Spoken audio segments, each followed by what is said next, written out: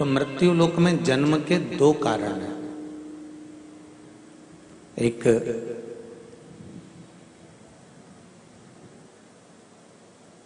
संसार में आकर सुख और दुख को भोगना,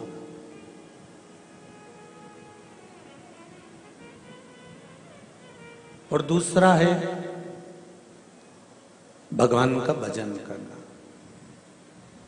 मत बुरे कर्म कर बंदे वरना पछताएगा, भगवान की आंखों से तू बच नहीं पाएगा, तू बच नहीं पाएगा।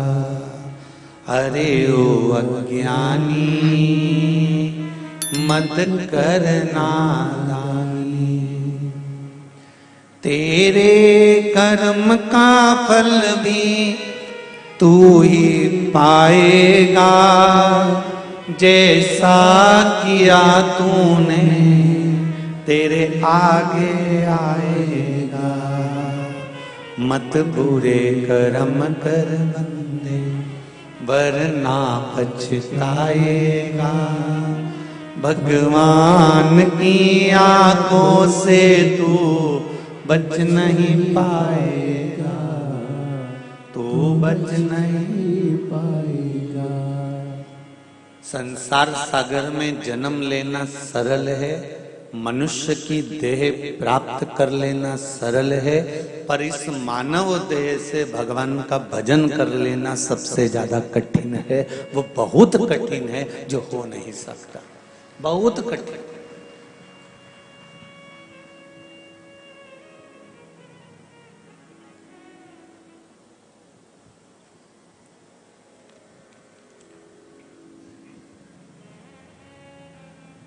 गोली और बोली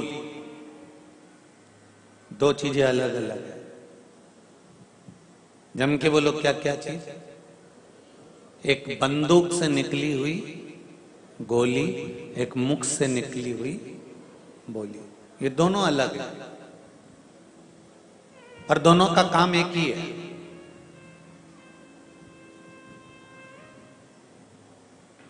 गोली शरीर पर पड़े तो शरीर को छन्नी कर देती है, और बोली हृदय को पड़े तो हृदय को छल्ली कर देती है। काम दोनों का है। और इसमें सबसे ज्यादा घातक गोली और बोली में सबसे ज्यादा घातक, घात करने वाली, समाप्त करने वाली कौन सी चीज है? जम के बोलो जरा। बोली।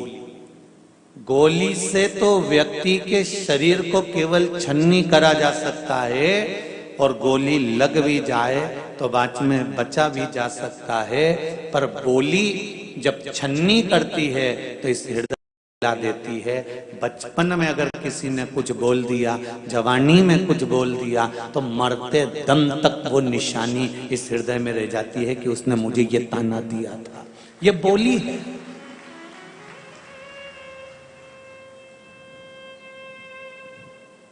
सरल है बोली, पर बोली बड़ी कठिन है।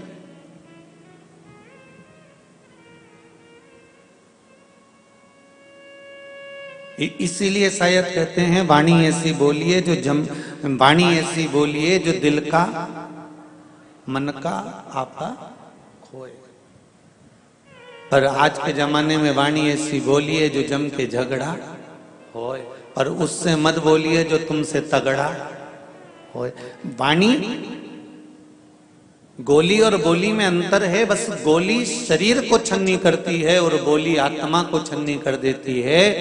कई बार बहू अच्छा काम करती है, सास अच्छा काम करती है, रिश्तेदार अच्छा काम करते हैं, पर एक शब्द उनके मुख से ऐसा निकल जाता है कि पूरे महीने अच्छा काम करा, और एक शब्द ऐसा निकला जो सब करे धरे पर पानी फेर गया।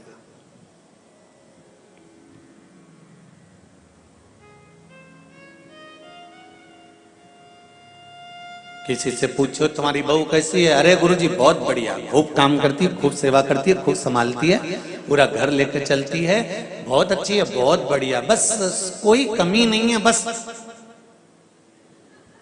एक ही कमी रह गई, बाकी जीवन की कमी रह गई। उसकी वाणी जब वो बोलती है ना तो फिर ऐसा लगता है कि कहाँ बहुत बहुत आफत हो गई। थोड़ा सा बोलती है पर करे धरे पर पानी फेर लेती है, अर्थात किसी के हृदय को चोट पहुंचा देना ये वाणी ही तो कर रही है।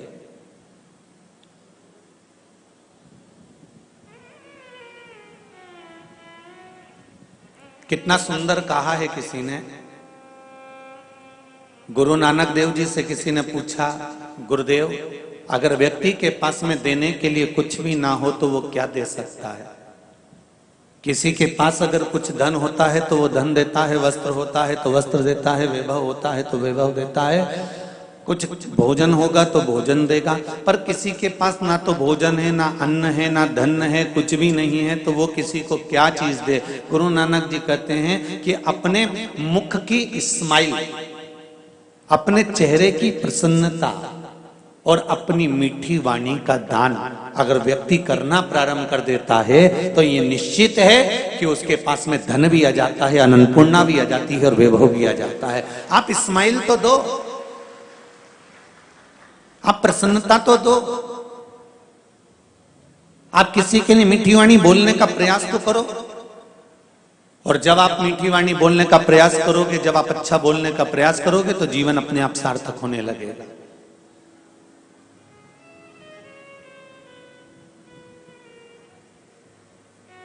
हम नहीं दे पाते। धन दिया, वैभव दिया, सत्ता दी, सब कुछ दिया, पर श्रेष्ठता नहीं दे पाते।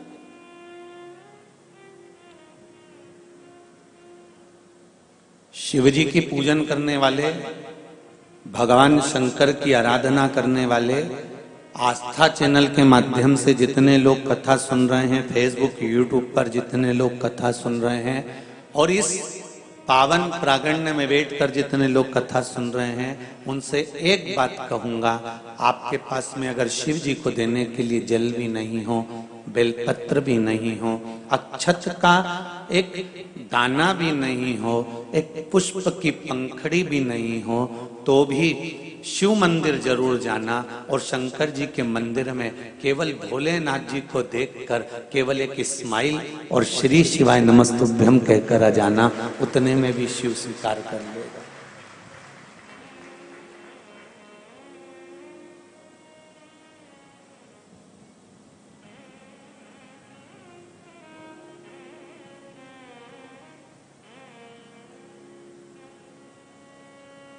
हमारे पास में भगवान स्वयं कहते हैं, जो मैंने तुझे दिया है वो मुझे तू दे।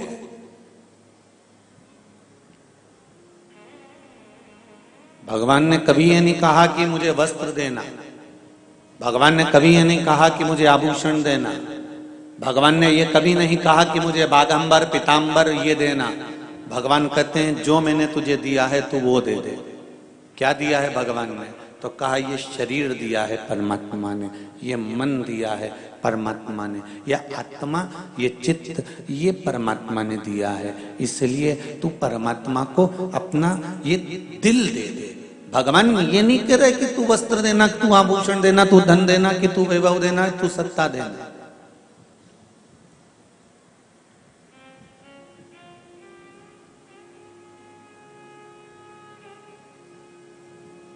जब डॉक्टर भी एक बार हार जाता है तब आखिरी में कह देता है कि अब उसके हाथ में है। मतलब डॉक्टर को भी मालूम है कि एक डॉक्टर और है। अकाल मृत्यु वो मरे जो काम करे चंडाल का, काल उसका क्या बिगाड़े जो भक्त हो महाकाल। शिव की उपासना करने वाला। एक पत्र में तो बाहेती जी, एक पत्र में आप लोगों के लिए ही पूरा विधान लिखा है कि बाहेती परिवार को हमारी भी उम्र लग जाए जिन्होंने हैदराबाद में शिव महापुराण की कथा करवा दी है। ये पत्र में लिखा है, उनका भी मैं पत्र पढ़ूंगा भी। शिव कृपा इसको कहता है।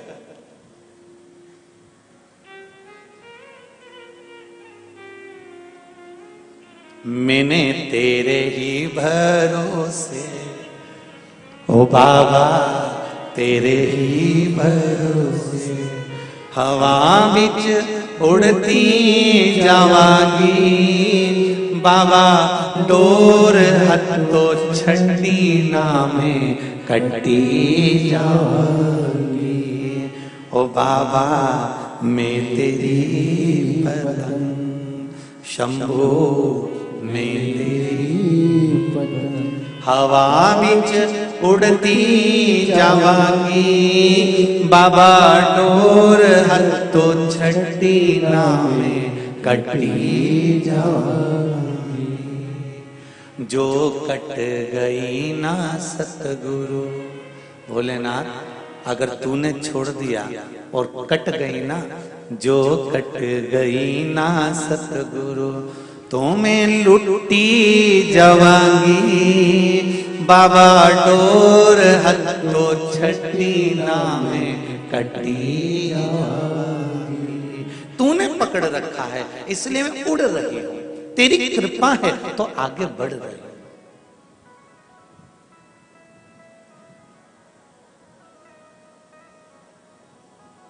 ऐसा नहीं है जीवन में दुख नहीं आया। मानव का शरीर केवल दो कारण से मिला है, कर्म का भोग भोगने के लिए और एक भगवान का भजन करने के लिए। जब दो कारण से मनुष्य का शरीर मिला है तो कर्म का भोग तो भोगना पड़ेगा। सुख आएगा तो दुख भी आएगा, दुख आया है तो सुख भी आएगा, ये दोनों चलते रहेंगे। पर उस दुख में परमात्मा का भजन करते रहना है और सुख में भी उसको याद करते रहना है। डल्लब के गद्दे पे सो रहे हो, सोफे पर बैठे हो, एसी के कमरे में बैठे हो, खूब आराम से तुम आनंद के साथ में गोलगप्पा खा रहे हो, चाहे तुम छम्मक लड्डू खा रहे हो, चाहे तुम पानी बतासा खा रहे हो, जो खा रहे हो उसमें परमात्मा को याद करते हुए कि तेरी कृपा से आज मुझे ये शरीर मिला है, तेरी कृपा से आज मैं ये चाट खा रहा हूं, तेरी कृपा है जो मैं इतने प्रेम से खूब आनंद से भोजन कर रहा हूं। नहीं तो कई तो 30 साल के 25 साल के कैंसर हॉस्पिटल में पैसे के बैग लेकर खड़े हैं कि मेरी बहू को ठीक कर दो, मेरे बेटे को ठीक कर दो। अरे उनको देखकर परमात्मा से कहना कि तूने मुझे सही रखा है, ये तेरी कृपा है, तेरी कृपा नहीं होती तो आज मैं भजन नहीं कर पाता, ये तेरी उधार।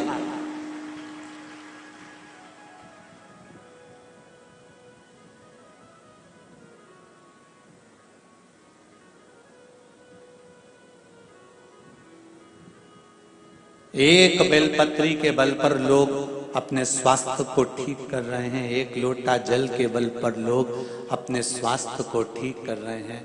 ये शिव की उदारता है।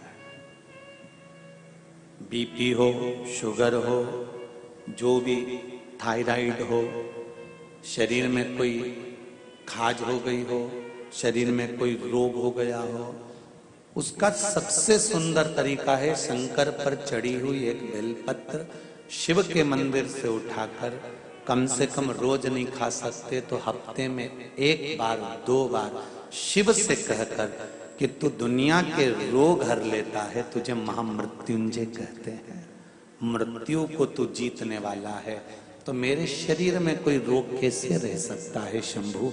और उस बेलपत्र का सेवन करना है।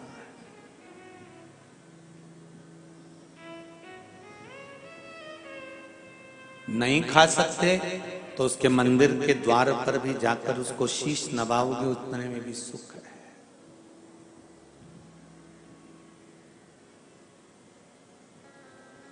शंभु शंकर मृत्यु लोक के देवता, पृथ्वी के।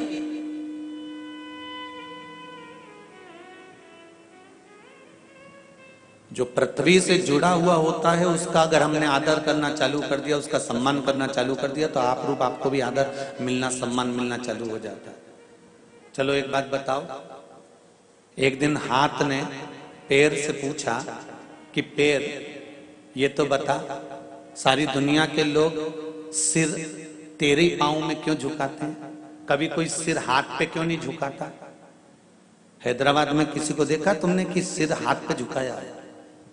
किसी ने सिर सिर पे झुकाया? किसी ने सिर हृदय पर झुकाया हो? नहीं, सिर झुकता है तो चरण में झुकता है, सिर झुकता है तो पैर पर झुकता है, सिर झुकता है तो पांव पर झुकता है, सिर कभी हाथ पर नहीं झुकता। तो पैर ने हाथ से कहा कि मैं जमीन पकड़ कर चलता हूं, इसलिए दुनिया के लोग मुझे सिर नवा कर जाते हैं। मैं जमीन नहीं छोड़ता, मैं भूमि नहीं छोड़ता। आप कितने भी करोड़पति बन जाओ, कितने भी धनपति बन जाओ, तुम्हारे पास में कितनी भी धन आ जाए, कितनी भी संपदा आ जाए, कितना भी वैभव आ जाए, कितने भी दौलत तुम्हारे घर में आ जाए, कितनी भी संपदा तुम्हारे घर में आ जाए, कितना भी वैभव तुम्हारे घर में आ जाए, करोड़ों की संपदा तुम्हारे घर में आ जाए, पर तुम जमीन मत छोड़ना। ये मत उड़ने लगना कि मैं बहुत पैसे वाला हो गया, मैं बहुत धनपति बन गया, मैं बहुत वैभवपति बन गया। जिस दिन तुमने जमीन छोड़ दी उस दिन तुमको कोई नमन नहीं करेगा, तुमको हृदय से कोई ध्याएगा नहीं, तुम्हें हृदय से कोई याद नहीं करेगा। भूमि को पकड़ कर चलोगे तो तुम्हें लोग याद करते रहेंगे कि हाँ ये व्यक्ति है, ये जीवन का सुख है।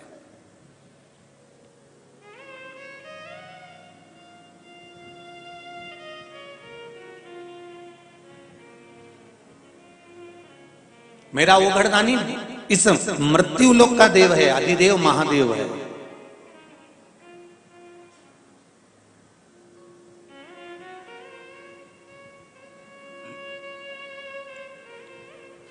दुख केवल धन और वैभव का नहीं, कई बार तो दुख हमको भी हो जाता है। जब किसी लड़के को देखो तो उस लड़के की जब शादी होती है और शादी होती है और वो दुल्हन के साथ जब गार्डन में और लॉन में और शादी के स्टेज पे जब वो प्रवेश करता है पत्नी के साथ, और क्या डीजे पर गाना बजता है, अजीबो शहंशाह, यही गाना बजता ना, क्या है उसकी धुन?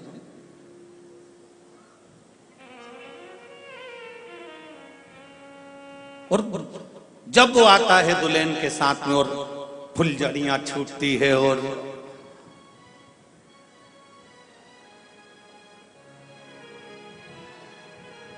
कहे अजीबो गरीब शहंशाह, और क्या धूम धड़ाके से शहंशाह पधार। दुख कब होता है? जब वो शहंशाह की शादी हो जाती है और बनियान और पजामे पे दूध की थैली लेने जाता है।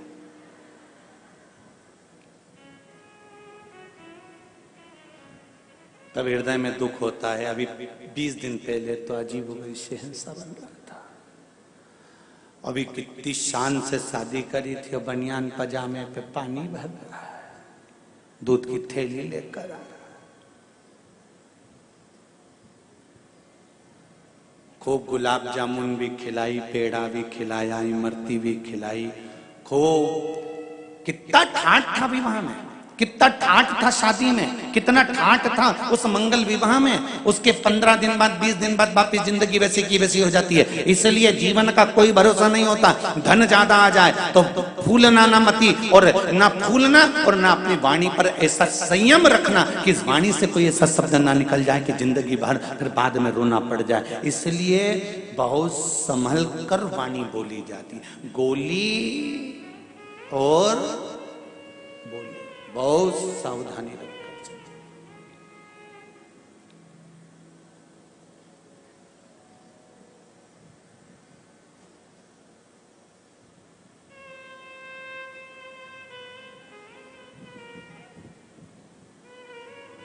आपकी वाणी में अगर संयम है, धन के वैभव से आप ये ना सोच रहे हैं कि बहुत बहुत वैभव मिल गया तो आपको बहुत आनंद के, ना ना ना ना।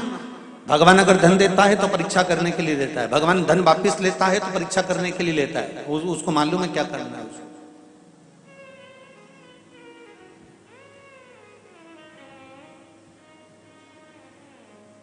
नवग्रह शिव महापुराण की कथा चल रही है बाहेती परिवार द्वारा, भाग्यनगर हैदराबाद की इस पावन धरा से।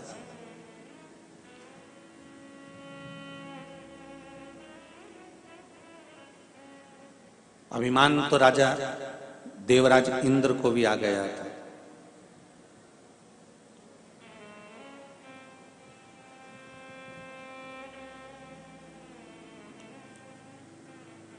सभा में बैठे थे सिंहासन पर,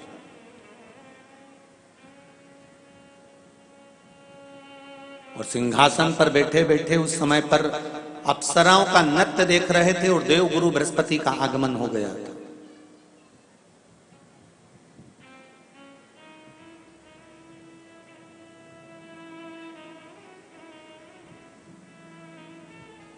अंगिरा ऋषि के पुत्र हैं देवगुरु बृहस्पति। देवगुरु बृहस्पति की माता का नाम है सुरूपा। क्या नाम है? सुरूपा। बृहस्पति भगवान के पिता का नाम है अंगिरा ऋषि और माता है सुरूपा।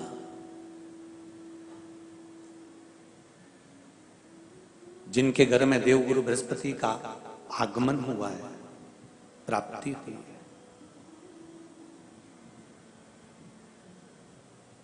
स्वरूपा गंगा जी के जल से कंकर उठाकर उस कंकर को हथेली पर रखकर शिव के उस स्वरूप को गंगा का जल समर्पित करती थी।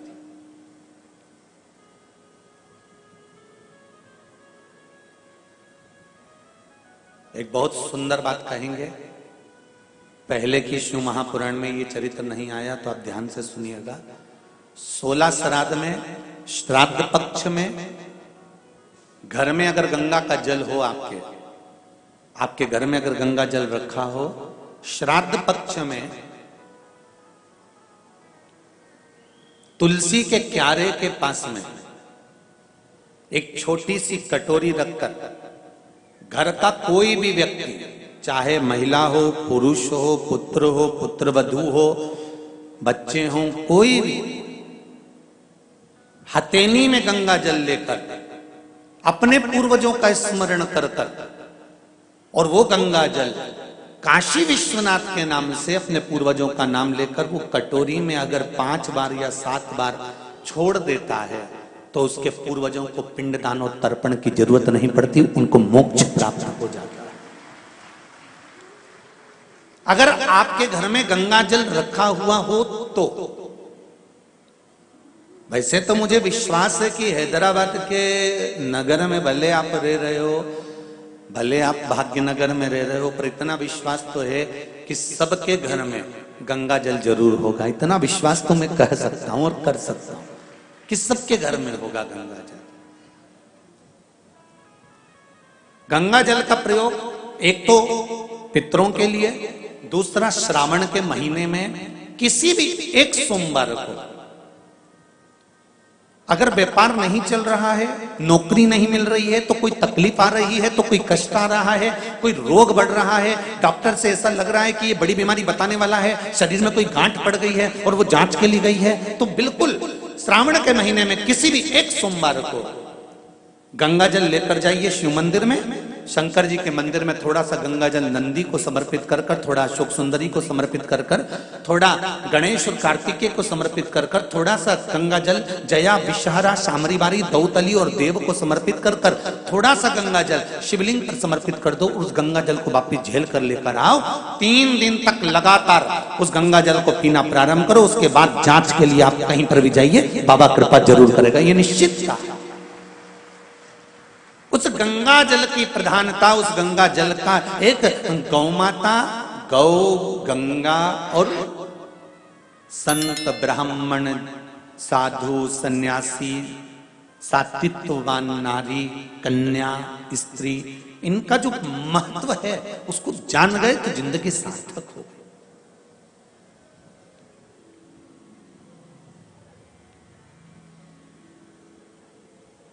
इसके महत्व को जानना बड़ा बहुत जरूरी है।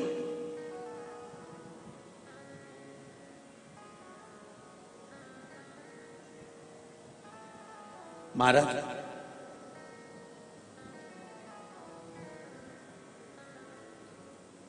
गंगा का जल हाथ में, तो यहां पर स्वरूपा बृहस्पति महाराज की माता जी हाथ में कंकर रखती हैं गंगा नदी का, गंगा जल का, और हाथ की अंजलि में गंगा जल लेकर उस कंकर पर शिव मानकर जल समर्पित करती हैं।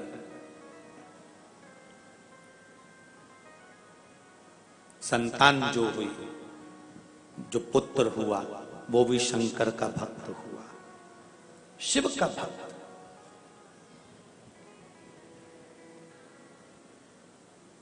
महाराज स्कंद पुराण कहती है, कोई आपसे पूछे किसी और वाले महाराज ये कथा कहां से कर रहे हैं, तो आप कह देना स्कंद पुराण से कर रहे हैं। स्कंद पुराण कहती है, स्वरूपा ने जब शिव की आराधना करना प्रारंभ करी, शंकर भगवान की आराधना करना प्रारंभ करी, शिव की स्तुति करना प्रारंभ करी, शंकर पर चढ़ा हुआ जल का आचमन करना प्रारंभ करा। एक प्रश्न यहां पर है, उस प्रश्न को भी समझ लो, इसी कथा से जुड़ा हुआ।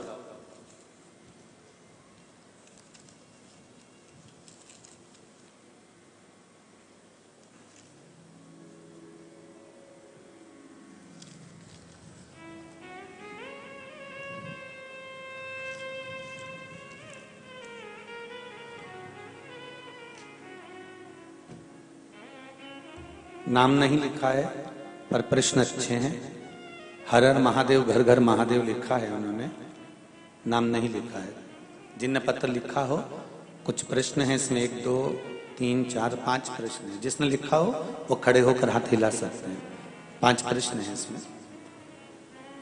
यदि किसी को 2 रुद्राक्ष प्राप्त हो जाते हैं तो क्या एक रुद्राक्ष किसी मित्र रिश्तेदार आदि को दे सकते हैं?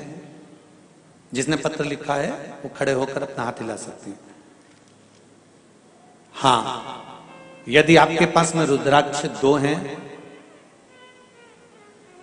और वो रुद्राक्ष सिद्ध करे हुए हैं, सिद्ध करने का मतलब ये है कि भगवान शंकर को समर्पित कर कर रुद्राष्टाध्यायी द्वारा भगवान शंकर का अभिषेक पूजन कर कर उस रुद्राक्ष को विधि विधान के अनुसार शहद घृत से लिप्त कर कर शंकर भगवान के शिवलिंग पर स्वीकृत कर कर अशोक सुंदरी वाली स्थान से उठाकर जया विषहरा सामरी वारी को समर्पित कर कर अगर वो रुद्राक्ष सिद्ध किया गया है तो वो रुद्राक्ष आप अपने रिश्तेदारों को भी दे सकते हो, उसको धारण करा सकते हो।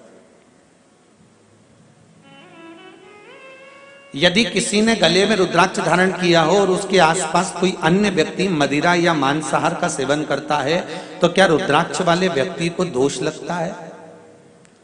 तुम्हारे पड़ोस में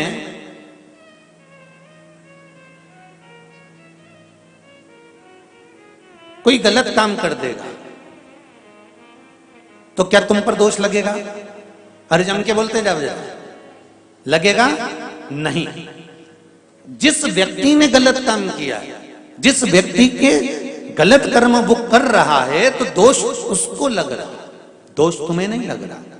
तुम्हारे रुद्राक्ष पहनने का फल तो ये होता है कि रुद्राक्ष अगर हमने धारण किया है तो वो रुद्राक्ष धारण करने से हमारे शरीर में अगर नेगेटिव कोई ऊर्जा आ रही है तो वो भी समाप्त होकर वापस पॉजिटिव में बदल जाती है। ये रुद्राक्ष की महत्वता, ये रुद्राक्ष की मूलता।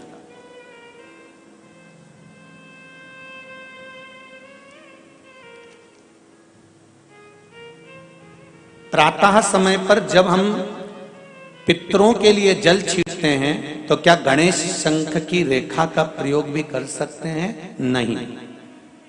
एक बात का ध्यान दीजिएगा, गणेश मुखी जो शंख होता है, जो बच्चा तोतरा बोलता है, जिसकी वाणी नहीं होती, श्रवण शक्ति किसी बुजुर्ग व्यक्ति की हो, जवान व्यक्ति की हो, या कोई अधेड़ जिसकी श्रवण शक्ति कम होती चली जा रही है, जिसके सुनने की शक्ति कम हो रही हो, बोलने की शक्ति कम हो, वाणी में हकलापन हो, तोतरापन हो, गणेश मुखी शंख वहां काम आता है।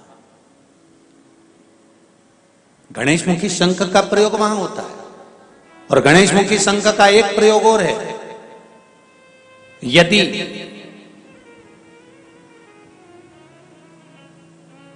लीवर पर सूजन आ रही हो, डॉक्टर बोल रहा है कि ये आपके आसपास, लीवर के आसपास में सूजन है और इसका दवाई होगी, इलाज कराना पड़ेगा, कराओ। अब डॉक्टर से इलाज भी जरूरी है, ऐसा नहीं है कि इलाज नहीं कराना, कराओ।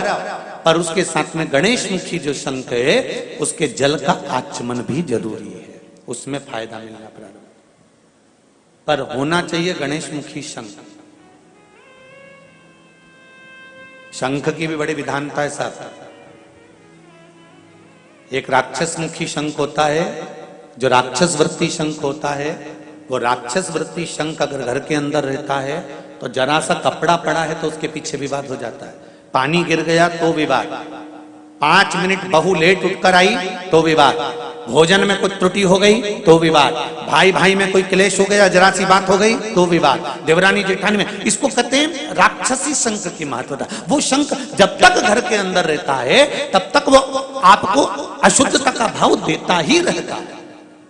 समझ में नहीं आता, हमने पत्रिका भी दिखाई, हमने वास्तु शास्त्रियों को भी दिखाया, हमने नारायण नाग बलि भी करवाया, हमने कालसर्प दोष भी करवाया, हमने वास्तु पूजन भी करवाया, हमने सारी पूजन करवाई, उसके बाद भी घर में शांति क्यों नहीं है? तो मतलब पूजन वाले स्थान पर कोई शंख ऐसा रखा हुआ है जिस शंख के कारण हमें दोष लग रहा है। हम सब कुछ बदल दिए पर पूजन के स्थान पर हमने नहीं देखा कि हमने क्या चीज ऐसी रखी है जिससे हमको तकलीफ हो रही है।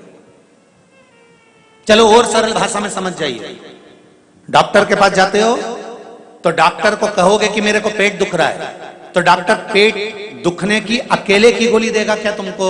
जम के बोलो जरा, जितने लोग भी बैठे, केवल पेट दुखने की गोली देगा क्या? नहीं, पेट दुखने के साथ में वो 3-4 गोली जरूर लिख कर देगा कि इसका साइड इफेक्ट इस पर ना हो, इससे इसको लॉक करूंगा, इससे एसिडिटी ना हो, इससे ये परेशानी। 3 या 4 तरह की गोली डॉक्टर लिख देता है।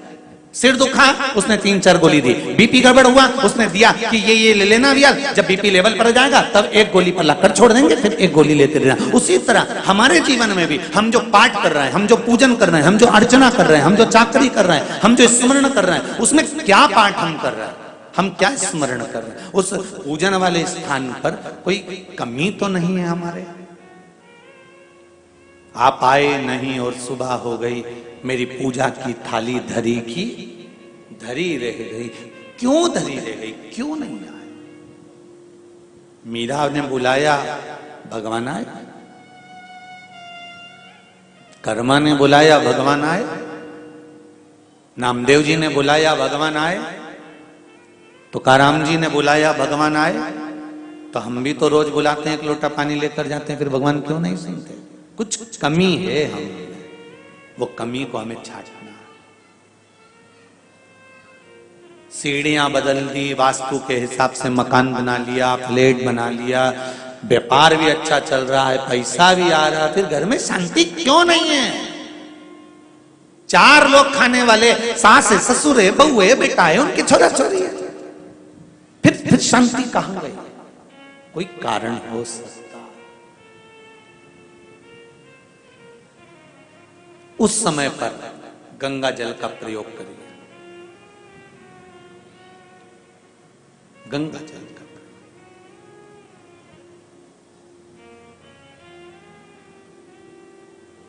महाराज माता स्वरूपा ने गंगा जल हथेली में लेकर शिवलिंग पर समर्पित करा। कृपा क्या हुई है कि शंकर भगवान का दर्शन माता स्वरूपा को हुआ। एक दिन अंगिरा ऋषि और माता स्वरूपा गंगा मां का स्नान कर कर गंगा का पूजन कर रहे थे, शिव की आराधना करी। शंकर भगवान सामने प्रकट हुए। क्या बात है अंगिरा जी, क्या हुआ? स्वरूपा हुआ क्या है? स्वरूपा कहती हैं कि मुझे जो संतान प्राप्त हो, मैं ये चाहती हूं कि मेरी संतान हमेशा अग्रण्य भाव में रहे।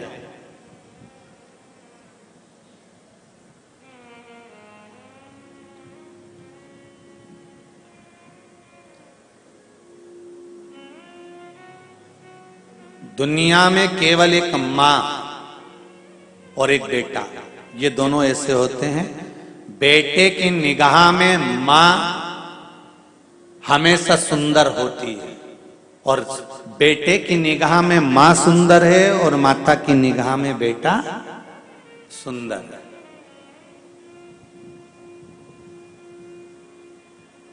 वो तो जब बेटे की शादी करना रहती है तब मां बेटे की बुद्धि घुमाती है, तब कहती है तेरे से ज्यादा अच्छी है लड़की, अभी भी कह रही हूं पक्का कर ले। नहीं तो ये कभी जिंदगी में किसी के सामने नहीं कहती कि मेरा बेटा बुरा है, केवल उसकी शादी करते समय बेटे को कहती है वो लड़की तेरे से ज्यादा अच्छी है।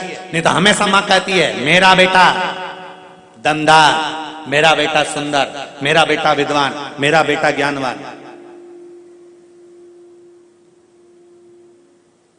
एक छोटा सा बच्चा मेले में मां का हाथ पकड़कर जा रहा था। कहीं मेले में कहीं बंदर का नृत्य देखते देखते छूट गया।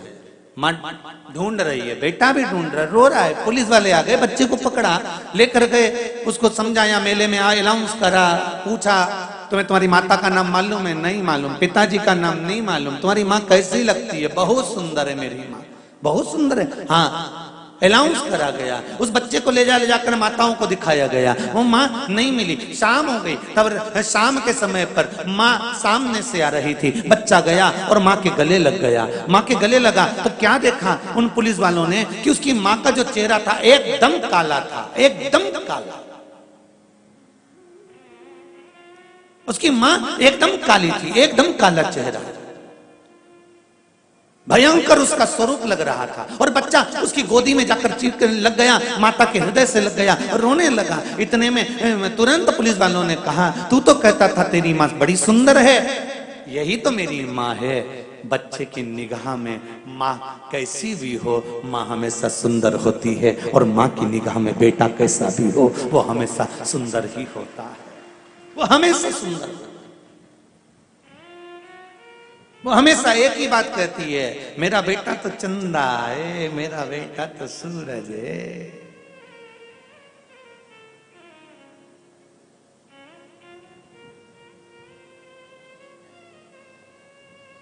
अरे भाई,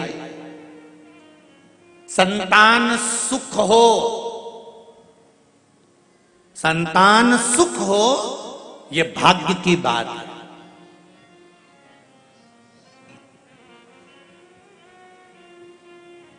संतान सुख हो ये भाग्य की बात है, पर संतान से सुख हो ये सौभाग्य की बात है।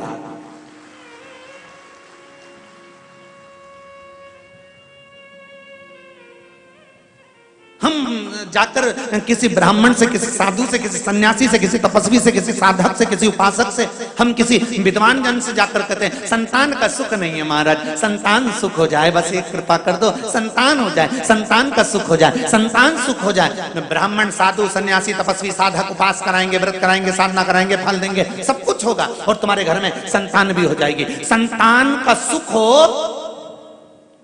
ये भाग्य की बात है। संतान सुख हो ये भाग्य की बात है, पर संतान से माता पिता को सुख हो ये सौभाग्य की बात है। संतान के द्वारा माता पिता को जो सुख मिलता है उसका आनंद कुछ दूसरा ही होता है। हम कहते हैं कहीं जाओ मत जाओ, पर बूढ़े माँ बाप के पास एक बार रोज सोने से पहले 15 मिनट बैठ कर जरूर आओ। वो क्या दे जाएंगे उसका भरोसा नहीं है।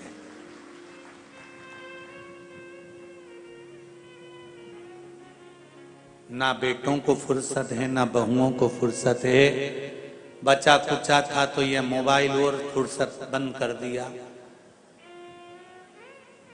ना बेटों को फुर्सत है, ना बहुओं को फुर्सत है, ना पोतों को फुर्सत है, ना पोती को फुर्सत है, ना किसी रिश्तेदार को फुर्सत है। पर निवेदन है, जब माता पिता बूढ़े हो जाएं, बुजुर्ग हो जाएं, घर के प्रत्येक व्यक्ति को सोने जाने से पहले एक नियम बना लेना चाहिए कि मैं 15 मिनट 5 मिनट मेरी मम्मी के पास जाकर बैठूंगा, मेरे पापा के पास जाकर बैठूंगा, मेरे बाबूजी के पास जाकर बैठूंगा, मैं दादाजी के पास जाकर बैठूंगा। उनके पास में देने के लिए कुछ नहीं होगा, क्योंकि सारी दौलत, सारा धन, सारी दुकान, सारा व्यापार, सारा व्यवसाय, सब कुछ तुम्हें सौंप चुका है तुम्हारा पिता, तुम्हारी माता, सब कुछ तुम्हें दे दी।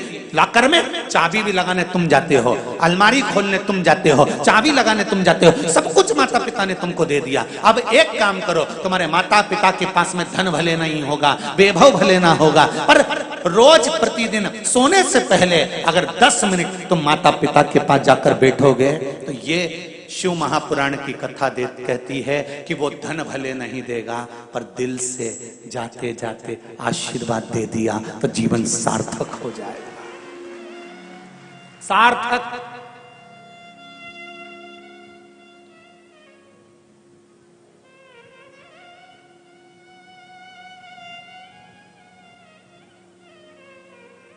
नहीं तो बड़ा विचित्र जीवन है जी।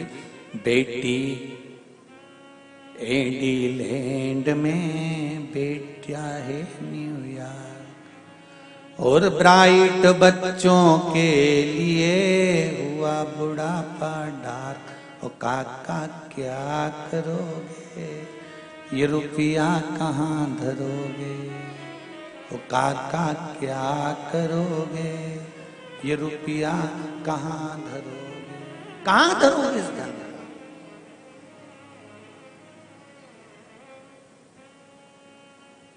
धन का करोगे क्या?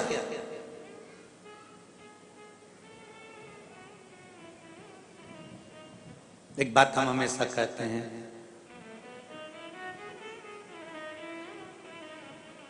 दुनिया की सारी मिठाई एक तरफ रख दो और छोटे बच्चे के लिए माता का स्तनपान एक तरफ रख दो। बच्चे को वो मिठाई में सुख नहीं होगा जो माता के स्तनपान में सुख होगा। माता के स्तनपान में जो सुख होगा।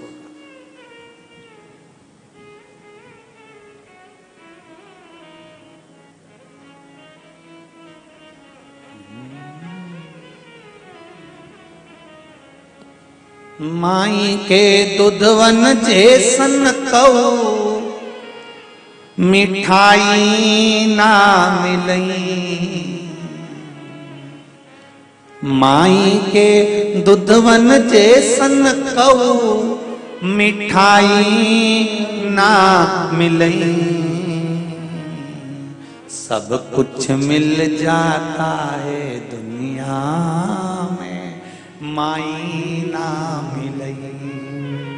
सब कुछ मिल जाता है दुनिया में, माई ना मिलई।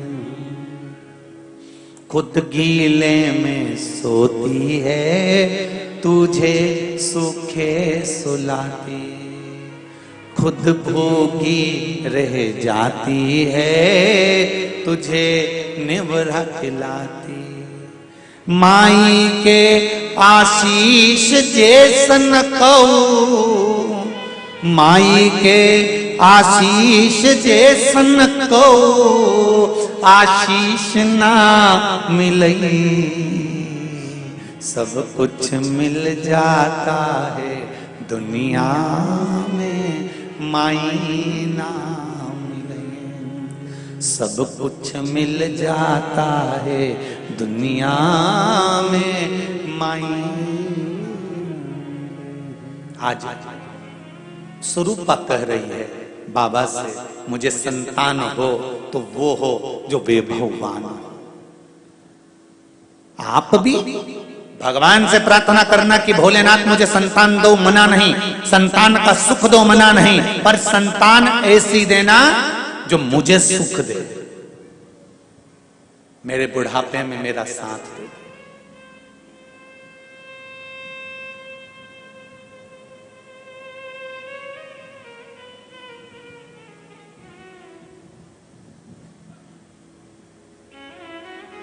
मेरा साथ जो दे, खूब पढ़ाओ बेटे को। तुम्हारी सामर्थ्यता अगर बेटे को इंजीनियर बनाने की तो तुम्हें डॉक्टर बनाओ, कलेक्टर बनाओ, एसपी बनाओ, डीएसपी बनाओ, मंत्री संतरी कलंतरी जो तुम्हारी मर्जी पड़े वो बनाओ। खूब पढ़ाओ बच्चों को, बेटों को, बेटियों को खूब टपट के पढ़ाई, खूब आगे बढ़ाई, मना नहीं है। पर बेटों को पढ़ाने के साथ, बेटियों को पढ़ाने के साथ थोड़ा संस्कारवान भी बनाइए, क्योंकि आपका बुढ़ापा उसी से सुधरेगा।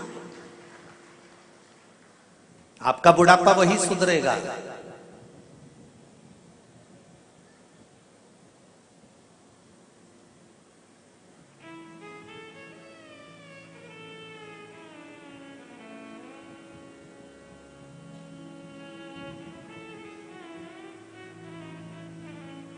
मेरा तो एक निवेदन रहा है, कोर्ट में भी, कोर्ट मैरिज में एक काम कर देना चाहिए। कोर्ट मैरिज जब लड़का लड़की करें तो अदालत से ये कहकर भेजना चाहिए कि इस कोर्ट मैरिज में तुम्हारे माँ बाप का होना जरूरी है।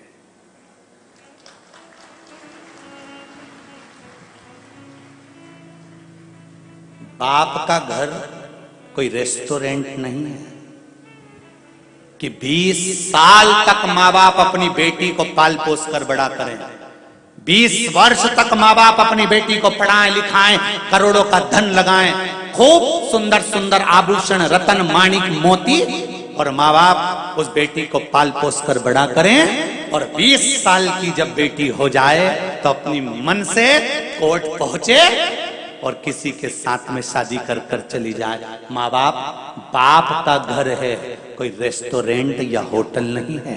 इसलिए अदालत में हो जाना चाहिए कि कोर्ट मेरी जब होगी जब तुम्हारे माँ बाप होंगे जिन्होंने 20 साल तक तुम्हें पाल पोस कर बड़ा करा है।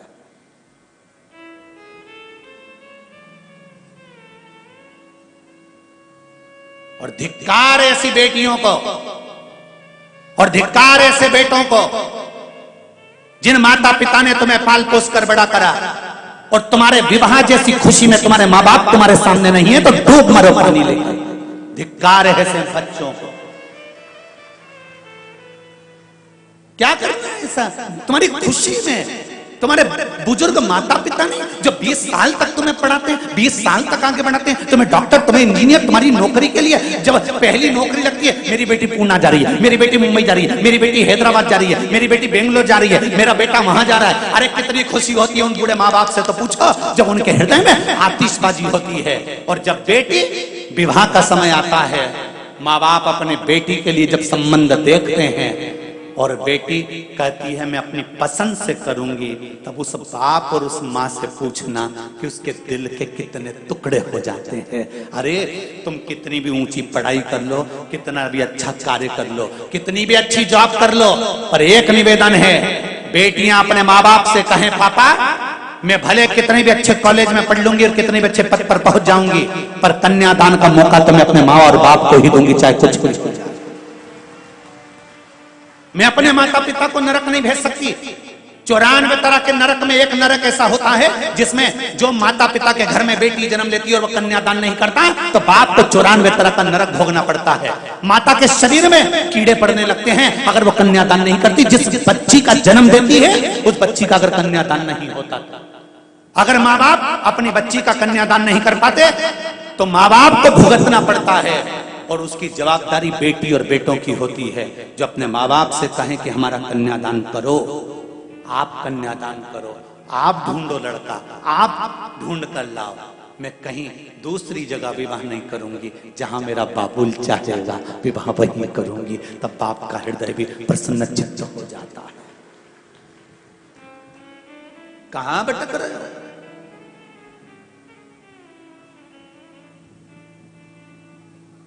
सियोर वाले महाराज की थोड़ी सी बातें लोगों को बुरी जरूर लगती है, भले लग जाए। एक बार कोरोना की वैक्सीन लगवा लोगे तो कोरोना अटैक नहीं करेगा। ये वही वैक्सीन है, थोड़ा सा लग गया तो जीवन की सार्थकता हो जाएगी, जीवन का आनंद प्राप्त हो जाएगा। बाप का घर है, पिता का घर है, ये होटल नहीं है। और उस पिता के घर का एक आनंद की अनुभूति सुख देने वाली होती। स्वरूपा ने कहा कि मेरे घर में संतान हो, वो संतान वैभववान हो, मेरे घर में औलाद हो, वो औलाद वैभववान हो। और शिव जी ने कहा स्वरूपा तेरे गर्भ से जो संतान होगी वो संतान कोई साधारण नहीं होगी, देवताओं का भी जो गुरु बनेगा वो बृहस्पति तेरे गर्भ से जन्म लेगा। तो क्यों चिंता करती है, वो बृहस्पति तेरे गर्भ से आया।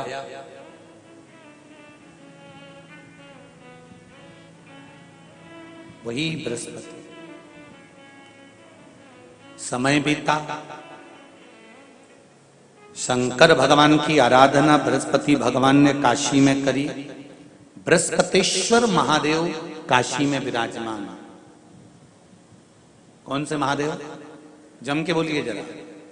बृहस्पतेश्वर महादेव काशी में विराजमान है।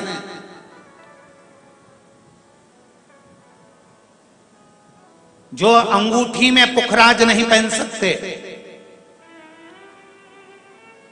जिनकी भाग्य रेखा उल्टी चल रही हो, बृहस्पति चमक ही नहीं रहा हो, जिस काम में हाथ डालते हैं वो काम पूरा ही नहीं होता हो, तो एक बार काशी जाना, बृहस्पतिश्वर महादेव का स्पर्श करना, उनका अभिषेक पूजन करना और उनका स्पर्श कर एक बेलपत्र ब्राह्मण देवता से मांग कर लेकर आ जाना कि इन बृहस्पतिश्वर महादेव से मुझे एक बेलपत्र दे दो। तुम्हें पुखराज पहना कि नहीं पहना, हीरा रतन माणिक पहना कि नहीं पहना, वो बेलपत्र इतना चमत्कार कर देगी कि जिंदगी में कभी संपदा की कमी आएगी नहीं। अगर बृहस्पति नहीं चमके तो बृहस्पतिश्वर महादेव, जहां पर बैठकर बृहस्पति भगवान ने शंकर भगवान की आराधना करी है, रोज गंगा जल जाना, गंगा जल लेकर आना, शिव जी की आराधना करना, एक शिवलिंग का निर्माण करा, उसकी आराधना में बृहस्पति भगवान डूब गए, उसकी आराधना में बृहस्पति महाराज निरंतर लगे रहे और इतनी आराधना बृहस्पति महाराज ने करी, इतनी आराधना करी बृहस्पति महाराज ने कि शंकर भगवान सामने प्रकट हो गए। मांगो बृहस्पति, तुमको क्या चाहिए? कुछ नहीं, केवल आपका भजन। नाम रख दिया, तुम्हारा नाम बृहस्पति रहेगा। बृहस्पति भगवान का एक नाम बृहस्पति भी रख दिया और तुम साधारण नहीं रहोगे, तुमने मेरी आराधना करी है तो देवताओं के गुरु बनकर विराजमान होगे। अब अभी तक 2 भार इंद्र के पास में थे, बहुत ध्यान देकर समझना ये नवग्रह कथा को। 2 भार थे इंद्र के पास। इंद्र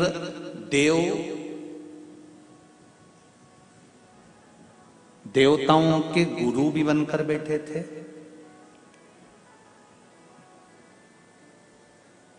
देवगुरु बृहस्पति की जगह पूर्व में इंद्र ही देवगुरु का पद संभाल रहे और देवराज का पद भी इंद्र के पास में था। कौन कौन से पद थे? जम के बोलो जरा।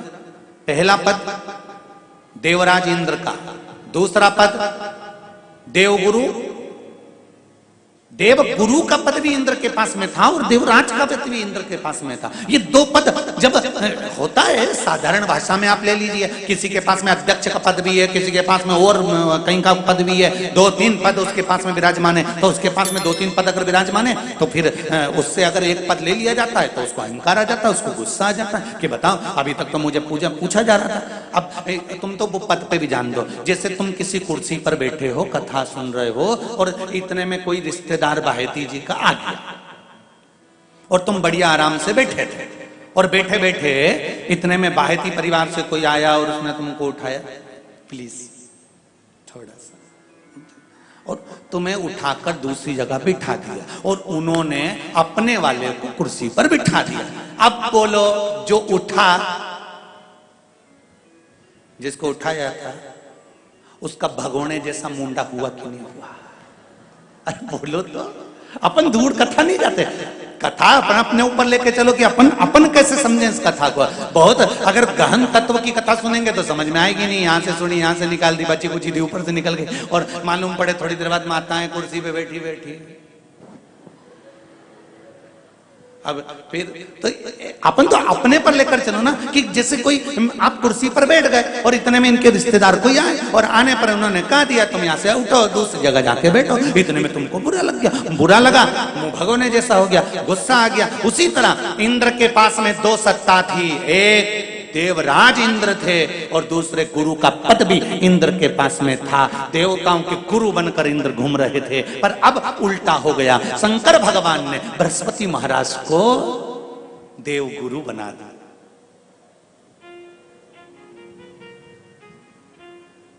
अब जैसे ही देवगुरु बनाया तो इनका इंद्रदेव का मुंह, अरे बोलो तो तुम, भगोन ऐसा हो गया, कुर्सी उतरी कि मुंह भगोड़ा उड़ा। अब इनका मुंह भगोने जैसा हो गया तो गुस्सा तो गुस्सा। इतने में इंद्र ने, बृहस्पति महाराज देवगुरु बन गए, इंद्र सिंहासन पर बैठे थे, अप्सराओं का नृत्य देख रहे थे। वहीं से देवगुरु बृहस्पति का आगमन हुआ। बृहस्पति महाराज जैसे ही आए तो इंद्र तो सिंहासन पर बैठकर पूरा अप्सराओं का नृत्य देख रहे थे, उनको देवगुरु बृहस्पति से मतलब ही नहीं था।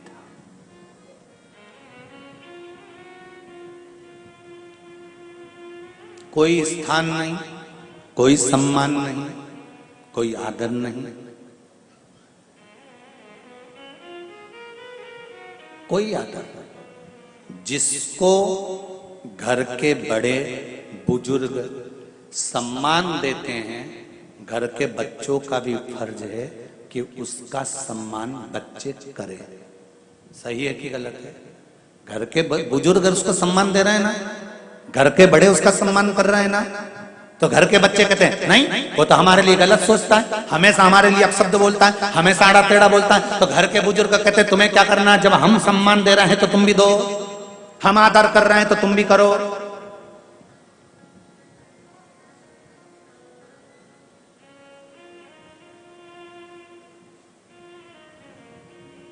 पर नहीं महाराज, आदर आप भी करो, सम्मान आप भी करो, पर वो आदर वो सम्मान बहुत मुश्किल। अब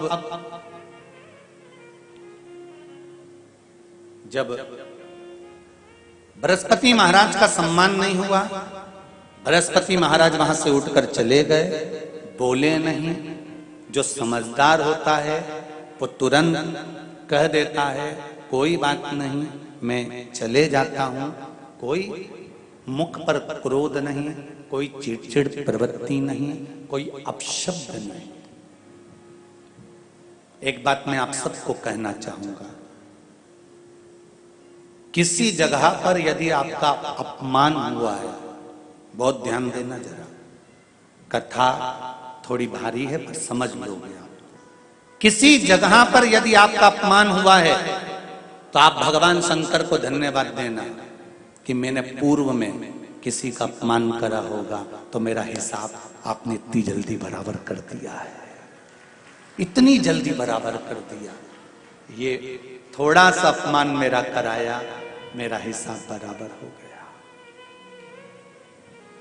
कोई गाली दे रहा है, देने दो, शंकर भगवान को धन्यवाद देना, बाबा बड़ी कृपा करी,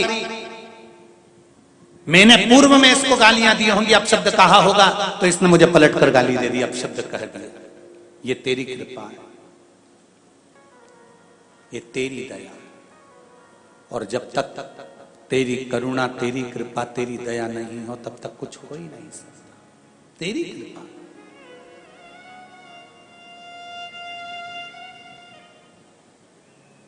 भगवान से कहो, हे देवाधिदेव महादेव, मैं ये नहीं कहता कि मुझे रोने मत देना, क्योंकि कर्म का भोग तो मुझे भोगना पड़ेगा। देवाधिदेव महादेव से कहो, हे देवाधिदेव महादेव, मैं ये नहीं कहता कि मुझे रोने मत देना, पर इतना जरूर कहता हूं तेरे सिवा किसी दूसरे के आगे झुकने मत देना, बस इतनी कृपा कर। मैं ये नहीं कहता कि मुझे रोने मत देना, बस तुझसे निवेदन है कि केवल तेरे दरबार के अलावा किसी दूसरी जगह पर मुझे झुकने मत देना, क्योंकि मैं जानता हूं अगर तू मुझे अपना समझता है, झुकने नहीं दे सकता है उस ओघड़दानी की तरह। तेरी कृपा बिना ना हिले एक भी अणु, लेते हैं श्वास तेरी कृपा से तनु। ये शिव महाराज शिव महापुराण की कथा कर रही है। देवराज सिंहासन पर बैठे हैं, अप्सराओं का नृत्य देख रहे हैं, पर बृहस्पति महाराज का सम्मान नहीं करा। बृहस्पति बाबा चल दिए। भगवान को धन्यवाद देना कि अगर अपमान भी हो जाए तो कहना मेरा हिसाब पूरा हो गया। क्रोध मत करना, गुस्सा नहीं करना है, हिसाब बराबर हो गया।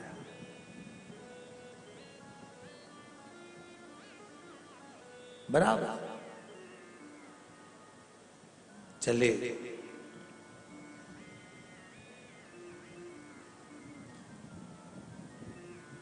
महाराज चलते चलते बृहस्पति बाबा देवाधिदेव महादेव के पास पहुंच गए। शंकर जी ने पूछा, आप तो देवगुरु बृहस्पति देवताओं के गुरु हो, तुम्हें तो सिंहासन पर बैठना था जहां इंद्र की सभा हो रही है, और इंद्र की सभा वाले स्थान पर एक देवगुरु बृहस्पति का पद अलग रखा जाता है, एक सोफा एक सिंहासन अलग रखा जाता है, तो तुम्हें तो वहां बैठना था। फिर तुम यहां कैसे? कहा इंद्र ने ध्यान नहीं दिया। जब मैं गया था तो सारे स्थान भरे हुए थे, कोई स्थान खाली नहीं था। किसी को कष्ट देना ये ठीक नहीं है, इसलिए मैं वापस आ गया। शिव जी ने ध्यान लगाकर देखा। क्या देखते हैं भोलेनाथ? इंद्र ने बृहस्पति महाराज को देख लिया था, उसके बाद भी खड़े नहीं हुआ, आदर नहीं करा, सम्मान नहीं करा। तब समझ गए कि जरूर इंद्र ने ये सब जानकर कर करा है, जानकर कर। जैसे कमल का पुष्प ना मिलने पर कमल गट्टे का जल शंकर को समर्पित कर देने से, भगवान शिव को जल समर्पित कर देने से शरीर का रोग समाप्त होकर शरीर में नूतन ऊर्जा प्राप्त होती है। उसी तरह शंकर भगवान ने देखा बृहस्पति को, तो भगवान शंकर ने कह दिया, हे बृहस्पति देव, जो कमल का पुष्प पड़ा हुआ है मेरे पास में, इस कमल के पुष्प को लेकर जाइए और आप अपने अंगिरा बाबा के भवन में प्रवेश कर जाइए। एक बात बहुत ध्यान दीजिएगा महाराज,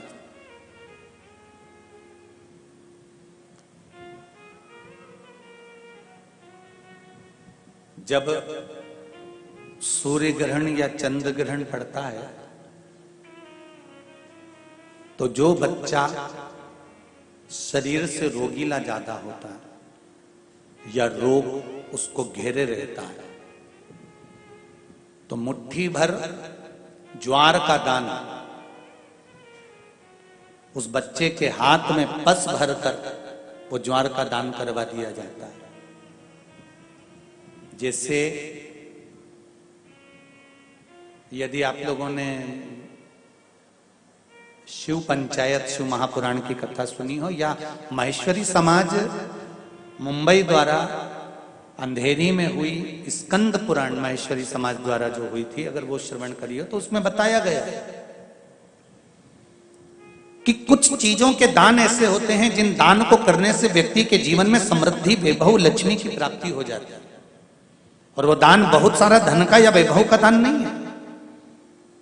हम जिसको प्रयोग कर रहे हैं, जैसे ज्वार का दान करने से रोग से मुक्ति होती है, रोग से मुक्त होता है, उसी तरह आप चिंता मत करो बृहस्पति देव, अब आप जाइए, इंद्र को इसका भोग भोगना पड़ेगा। जब बृहस्पति महाराज चले गए और भगवान शंकर ने कहा दिया, बृहस्पति महाराज अब आप जाना मती, उस देव गुरु के सिंहासन पर आप मत बैठना, आप रखो। बृहस्पति महाराज वापिस आ गए। इंद्र को लगा बृहस्पति महाराज का अपमान हो गया, बृहस्पति महाराज को बुलाने गए, नहीं आए। इंद्र को क्रोध आ गया, उन्हें विश्वरूपा जी को गुरु बना दिया। कौन थे ये विश्वरूपा? इंद्र के भाई, दिति की संतान, विश्वरूपा जी को गुरु बना दिया। अब विश्वरूपा जी गुरु बन गए, बैठ गए। विश्वरूपा जी के 3 मुख थे, एक मुख से भाग ग्रहण करना, दूसरे मुख से सोमपान करना, तीसरे मुख से राक्षसों को भाग देना। इंद्र को क्रोध आ गया, क्योंकि जब व्यक्ति पद पर, प्रतिष्ठा पर आगे बढ़ता चले जाता है, उसका जब बहुत जगह पर मान सम्मान प्रतिष्ठा मिलती रहती है, तो उसको थोड़ी सी बात में क्रोध आ जाता है, थोड़ी सी बात।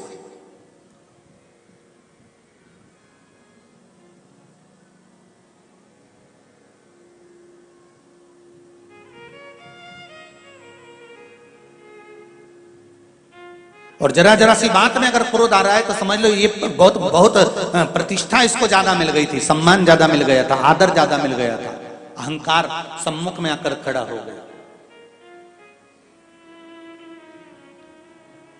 भाई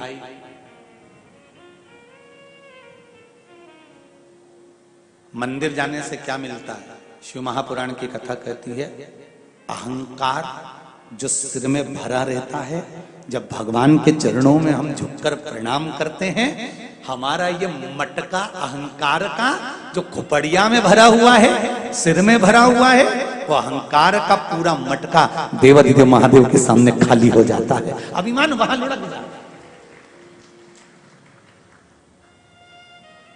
इसीलिए शायद शिव महापुराण की कथा कहती है कि शंकर जी कहते तुम वो दो जो तुम्हारा खुद का। अब तुम्हारा खुद का क्या है? शरीर क्या तुम्हारा है? ये तो माता पिता का दिया हुआ है, ध्यान देना। कपड़े तुम्हारे हैं, जन्म लिया था तो नग्न पैदा हुए थे। आभूषण तुम्हारा है, सब पूर्वजों से मिला है। वैभव तुम्हारा है? नहीं। मनुष्य का अपना कुछ है तो व्यक्ति का अहंकार खुद का है। शंकर भगवान कहते हैं जो तुम्हारा खुद का है वो मुझे दो, और व्यक्ति का अहंकार खुद का होता है। इसलिए मंदिर जब जाओ, कथा में जब जाओ, तो अहंकार लेकर मत जाना। जाना तो अपना अहंकार भगवान को समर्पित कर कर आना कि मुझे ये अभिमान नहीं रखना प्रभु, ये अहंकार आप रख लीजिए, ये अभिमान मुझे नहीं चाहिए। इस अहंकार का मैं क्या करूंगा?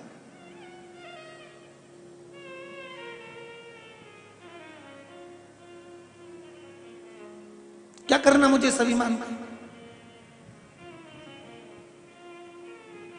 अरे तेरा ही दिया मैंने, खाया पिया है, तेरा शुक्रिया है, तेरा शुक्रिया है।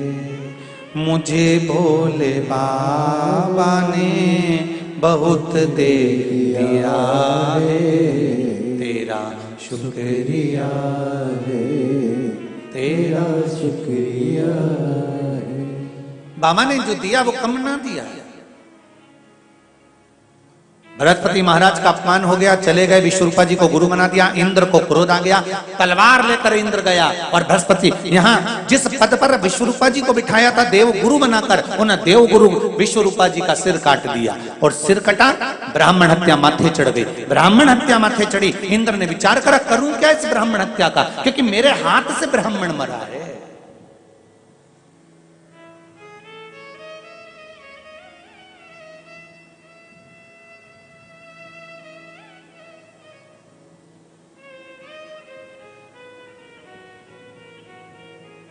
सब कुछ करो, पर घर में प्रतिदिन हत्या मत करो।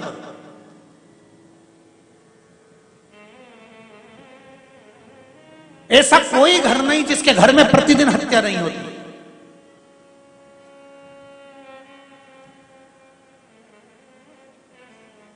ऐसा कोई घर नहीं जिसमें प्रतिदिन हत्या ना होती।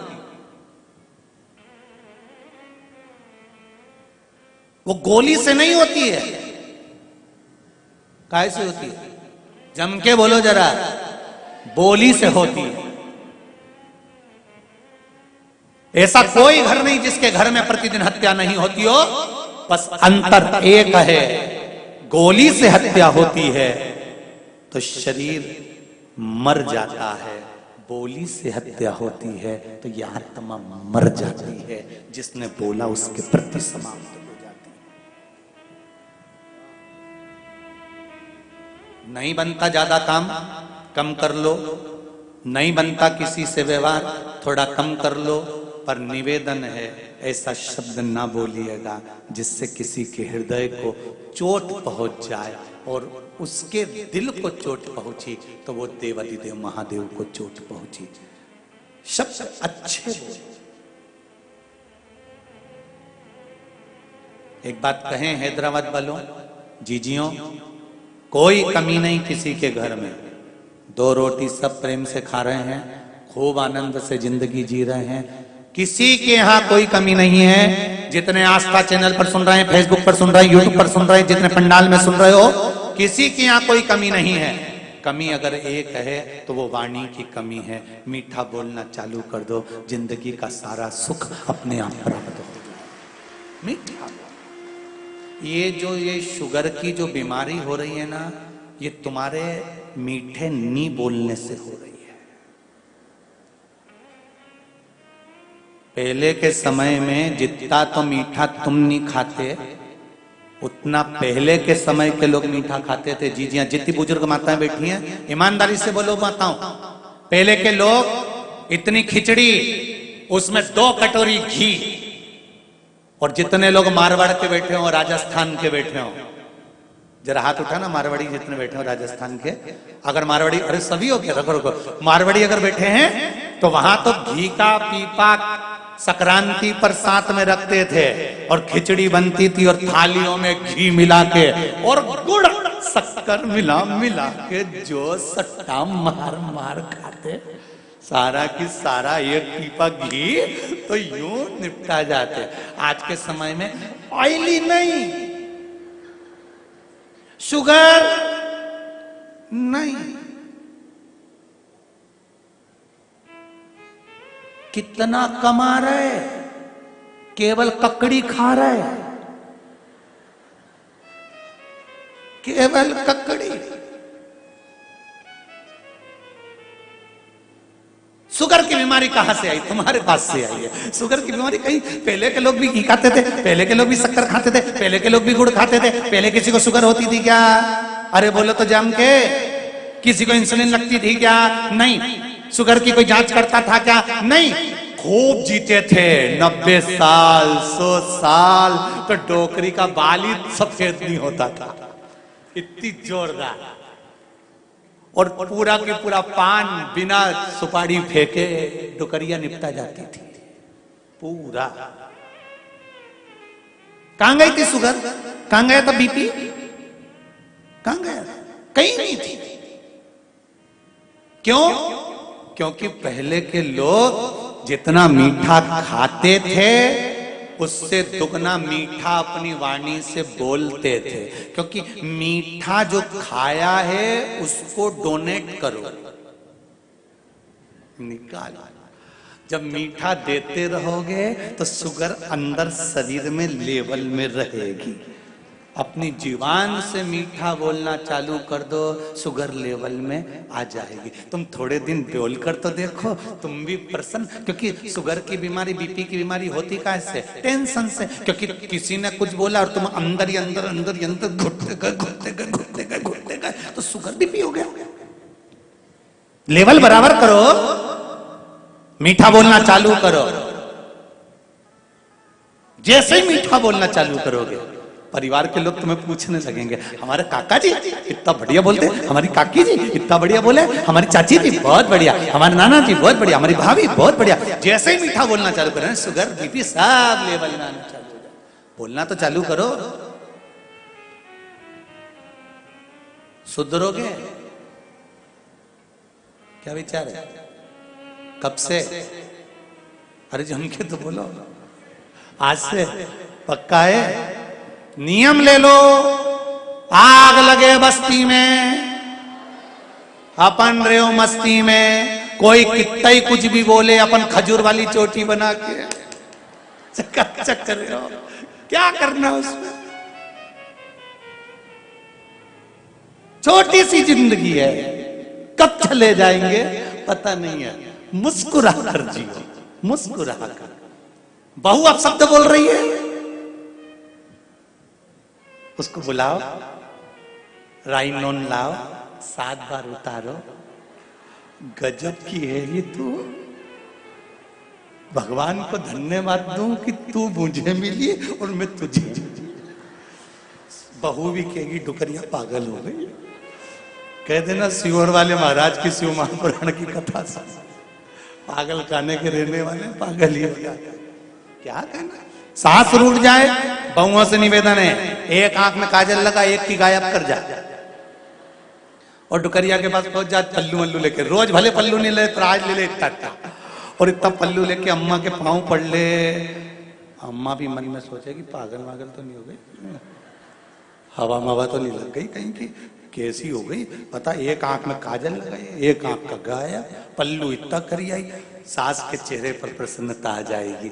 कितनी छोटी सी जिंदगी है साहब, इसको खुश होकर जी लो, फिर मिले ना मिले फुल एंजॉय के साथ अपने जीवन को जी, अपने जीवन को। पति कमाता है, घर में लाकर देता है, उसको अगर तुम समय पर जब वो आया और माँ का और पत्नी का चेहरा अगर प्रसन्न नहीं दिखता ना, तो वो करोड़ों की कमाई उसके लिए धूल के बराबर है साहब, करोड़ों की कमाई उसके लिए धूल है। जब वो आए ऑफिस से, दुकान से, ऑफिस से, व्यापार से, तुम माँ का चेहरा और पत्नी का चेहरा प्रसन्न दिखता है, तो 2 रोटी वो भी ज्यादा खाता है और खाकर कहता है आज आनंद आ गया।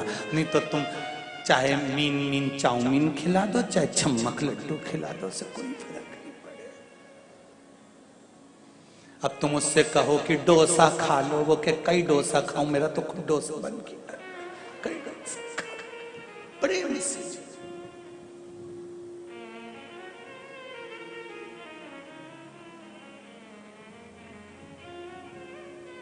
अब विश्वरूपा जी का सिर कट गया, ब्राह्मण हत्या माथे चढ़ गई, ब्राह्मण हत्या माथे चढ़ी। इंद्र ब्राह्मण हत्या के कारण बस कमल की डंडी के अंदर जाकर छुप गए देवऋषि नारद के कहने पर। और देवऋषि नारद ने कहा कहां जाकर छुपोगे, कमल की डंडी के अंदर कब तक छुपे रहोगे, ब्राह्मण हत्या है, कभी तो बाहर निकलना पड़ेगा। हम भी संकल्प लें कि हमारी वाणी से किसी की हत्या नहीं हो, हमारे शब्द से किसी की हत्या नहीं। निंदा करने वाला निंदा करता रहे, बुराई करने वाला बुराई करता रहे, अपशब्द कहने वाला अपशब्द कहता रहे। क्यों?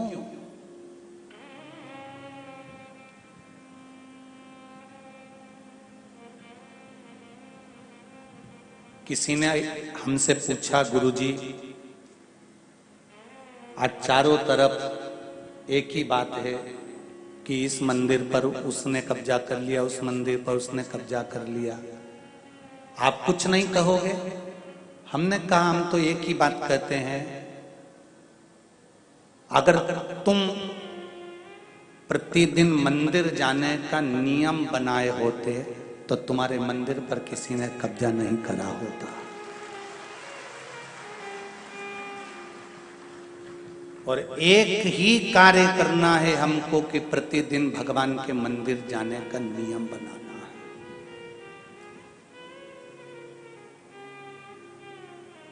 प्रतिदिन शिव मंदिर में जाइए, उसका गुणगान करिए, उसका भजन करिए। धीरे धीरे मंदिर में पहले लोग जाते थे, घंटी बजाते थे, आरती करते थे। आज के जमाने में तो किसी के पास समय नहीं है, अकेला पंडित जी आरती करता है, मशीन लगा दी, उसमें नगाड़ा ढोल धमाका बज जाता है। और चलो तो चलो, कई कई मंदिरों में तो मशीन से ही आरती होने लगी, नगाड़ा भी मशीन बजाए, आरती भी मशीन करे। तो भगवान ने भी सोच लिया ठीक है, तुझे भी मशीन पे रख के ही निपटाऊंगा, वेंटिलेटर पे पड़ा पड़ा निपट गया मशीन पर।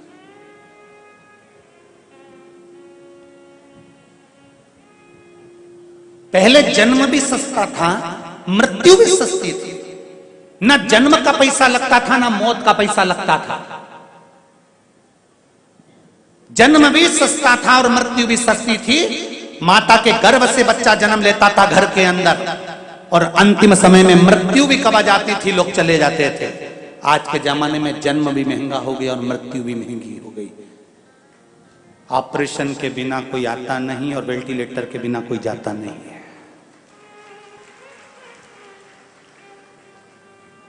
दोनों महंगे हो गए। अब तो लोगों को मरने में भी डर लगने लगा। 2-4 लाख रुपए जोड़ के रखना, वेंटिलेटर का देना पड़ेगा। तो भगवान से क्यों नहीं कहते ये क्यों हो रहा है? क्यों वेंटिलेटर के सहारे हो गए? क्यों ऑक्सीजन की मशीन के सहारे हो गए? भगवान कहते हैं मेरी आरती और पूजा तुमने मशीन के सहारे कर दी, तो मैंने भी तुमको मशीन के सहारे कर दी। आप मुझे अपने मन के सहारे कर दो। मंदिरों में ये मशीनें शोभा नहीं देती, नगाड़ों की और ढोल की और घंटी की और घड़ियाल की। जो मंदिर के आसपास रहते हैं 10 बच्चे, 11 लोग, 11 बच्चे, बुजुर्ग, 10-15 लोग भी अगर मंदिर प्रतिदिन जाएं, आरती पूजन करें, तो इससे बढ़कर कोई सुख नहीं है। करो,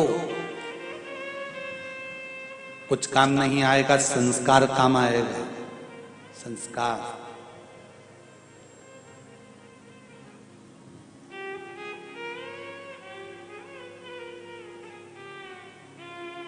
कवि सुरेंद्र शर्मा, कविता सुनिए उसकी। कवि सुरेंद्र शर्मा जी से एक बार इंटरव्यू में पूछा गया कि तुम्हारा एक ही लड़का है, उसका रिजल्ट का क्या स्थिति है, आपको मालूम है? कवि सुरेंद्र शर्मा ने कहा, एक बार मेरा बेटा 98% लेकर आया और मैंने बेटे की बहुत धुनाई करी, खूब मारा। बेटे ने कहा, पापा मेरे 98 हैं और तुम मुझे मार रहे हो? हाँ, खूब मारा। दूसरी बार मेरा बेटा 62% लेकर आया, मैंने पूरे मोहल्ले में मिठाई बंटवाई। मोहल्ले वाले कहने लगे तो पगला है, बेटा अच्छे परसेंट ला रहा था तो बच्चों को मार रहे थे, और कम परसेंट लाया तो मिठाई बंटवा रहे हो। सुरेंद्र शर्मा कवि ने कहा, मेरा एक ही बेटा है, अगर 98% लाता रहा तो एक दिन विदेश भाग जाएगा। 62 लाता रहा तो मुझे छोड़कर कहां जाएगा? बेटा मैंने विदेश वालों के लिए पैदा नहीं करा है, बेटा मैंने अपने लिए पैदा करा है कि बुढ़ापे को संवारेगा। हम भी इसी दौड़ में लगे हुए हैं, 98 लाओ, 96 लाओ और माता पिता को वृद्धाश्रम छोड़िए।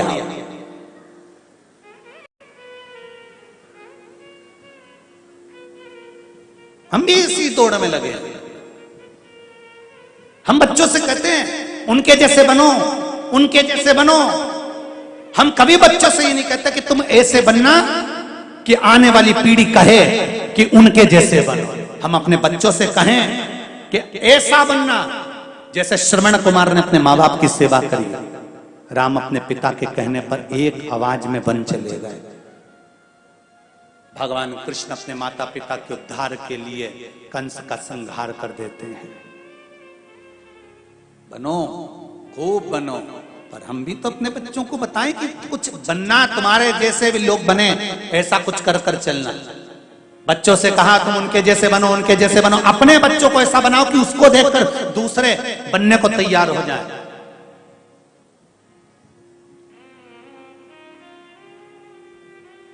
महाराज,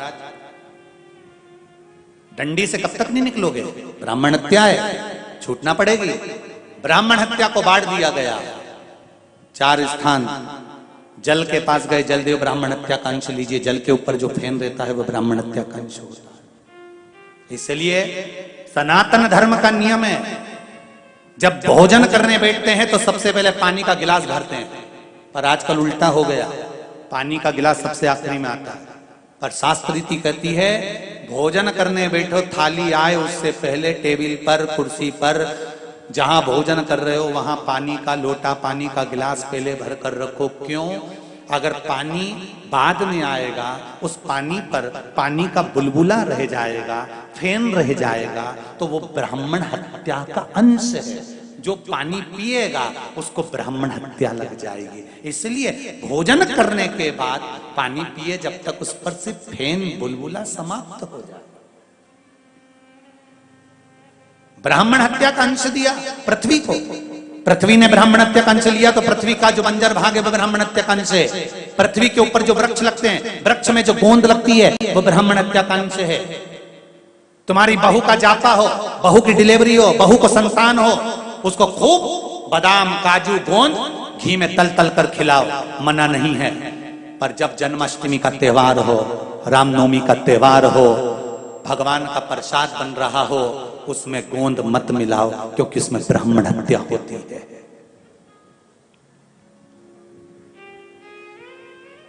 उसमें ब्राह्मण हत्या होती है।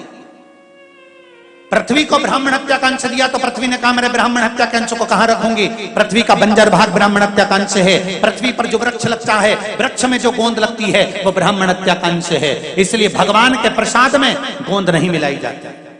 आपकी बहू का जापा हो, बहू की डिलीवरी हो, बहू को संतान हो, तुम्हारे लिए लड्डू बनाओ, चाहे दाल का बनाओ, मूंग का बनाओ, उड़द का बनाओ, उसमें खूब गोंद मिलाओ। पर भगवान का अगर प्रसाद बना रहे हो तो उसमें गोंद नहीं होना चाहिए, ब्राह्मण हत्या का दोष लगता है। भगवान को गोंद का लड्डू नहीं लगाया जाता। कहा अग्नि के पास गए, अग्नि देवता ब्राह्मण हत्या का अंश लीजिए। अग्नि ने ब्राह्मण हत्या का अंश लिया। अग्नि की जो नीली लपट होती है वो ब्राह्मण हत्या का अंश होती है। नीली लपट ब्राह्मण हत्या का अंश है। इसलिए यज्ञ करता ब्राह्मण जब हवन कराते हैं, यज्ञ कराने वाला ब्राह्मण जब यज्ञ कराते हैं, उस समय पर यज्ञ की अग्नि को सीमित रखते हैं। जजमान तो खूब घी छोड़ता है, जजमान तो खूब सांकल्य छोड़ता है, पर यज्ञ करता ब्राह्मण ध्यान रखता है अग्नि की लपट ज्यादा ऊंची जाएगी तो उसमें नीली लपट आ जाएगी, नीली लपट आ गई तो उसमें ब्राह्मण हत्या लग जाएगी। तो ब्राह्मण क्या करता है? थोड़ा सा शरबत बनाकर रखता है, दूध दही मिलाकर रखता है। जैसी आंच ऊंची हुई, इसने लोटा भरकर अग्नि में डाल दिया, आंच नीची हो गई। अगर अग्नि ऊंची जाएगी तो उसमें नीली लपट आ जाएगी।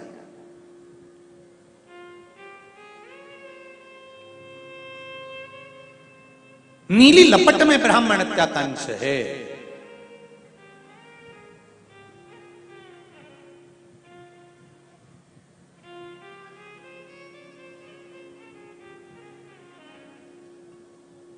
ब्राह्मण हत्या नाला।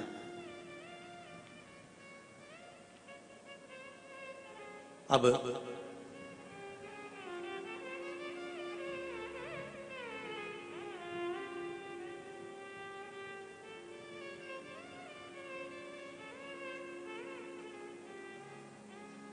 बहुत प्राचीन जो मंदिर हैं, जगन्नाथपुरी, रामेश्वरम, द्वारका, बद्रीश, साउथ के भी कुछ मंदिर ऐसे हैं जो पुराने हैं। इन मंदिरों में लाखों लोगों का भोजन बनता है, गैस की टंकी पर बनता है। जम के बोलो जरा, गैस पर भोजन बनता है? नहीं। काय पर बनता है? जम के बोलते जाओ, लकड़ी पर भोजन बनता। कारण लकड़ी की जो आंच होती है वो पीली होती है, गैस की जो आंच होती है वो नीली होती है। क्यों कहा जाता है कि कली काल में अगर आप गैस पर भोजन बना रहे हो तो उस पे जो रोटी सेकते हैं वो नीली लपट पर सिखाती है।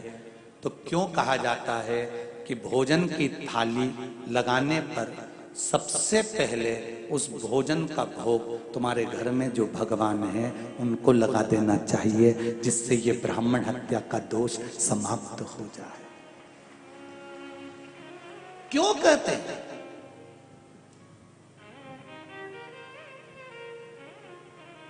गैस पर भोजन बनकर तैयार होने पर अगर आप भोजन ग्रहण करते हैं, तुम्हारे सामने अगर भोजन की थाली आती है तो जितने भोजन करने वाले हैं, चाहे आस्था चैनल पर सुन रहे हो, फेसबुक यूट्यूब पर सुन रहे हो, चाहे पंडाल में सुन रहे हो, गैस पर बना हुआ भोजन तुम्हारे सामने आता है। शादी ब्याह में भोजन तुम्हारे सामने आता है, किटी पार्टी में भोजन तुम्हारे सामने आता है। कहीं ठेले पर अगर तुम कुछ खा रहे हो, कहीं हाथ घाड़ी पर कुछ खा रहे हो, तो अगर गैस पर बना हुआ भोजन कर रहे हो तो आपसे निवेदन है, भले भोग लगाओ चाहे मत लगाओ, जब भोजन की थाली सामने आए तो एक बार हाथ जोड़कर भगवान से इतना जरूर कह देना, महादेव ये भोजन कर रहा हूं, अमृत कर देना। बस इतना कहना और खा लेना, भोजन अमृत हो जाए, ब्राह्मण हत्या के दोष से मुक्त हो जाएगा वो अन्न। पर गुरुजी हम ट्रेन में भोजन करेंगे और ऐसे हाथ जोड़ेंगे तो शर्म आएगी। तो नरक कपड़न से डरत है, नरक पड़न से ना है। झुककर प्रणाम करने में ये डर लग रहा है कि कपड़ा गंदा हो जाएगा, और ऊपर गए और मां पर तो दादा क्या कुटाई होगी। फिर तुम कुछ भी खाओ, गैस पर बना हुआ अगर कुछ भी खा रहे हो तो पहले भगवान को नमन कर दो, प्रणाम कर दो। बस हाथ भी नहीं जोड़ सकते तो दिल से प्रणाम कर दो, हृदय से तो कह सकते हो। इतना तो कर सकते हो, 1 सेकंड के लिए बस नेत्र झपके उठाए, उतनी देर में तो महादेव खाकर निकल गए और प्रसाद हो गया, अमृत हो गया। इतना तो कर सकते हो। सनातन धर्म में जन्म लिया है आपने और हमने, सनातन धर्मी हो आप, तो भोजन करते समय अगर बन सके घर में भोजन करो तो भोजन की थाली को हाथ जोड़ लो, गैस पर बना है प्रभु, बस हाथ जोड़ा, शंकर जी अमृत कर दीजिए, पा लीजिए। रोज प्रतिदिन भोजन को अगर हाथ जोड़कर खाओगे, ये पक्का है जिंदगी में किसी रोग के कारण हॉस्पिटल नहीं जाओगे, शिव जी उसको अमृत कर देंगे। आप बोलो तो उसको। एक भजन माताएं गाती हैं, बड़े प्रेम से गाती हैं, सब अमृत होई जाए रसिया, रुचि रुचि भोग।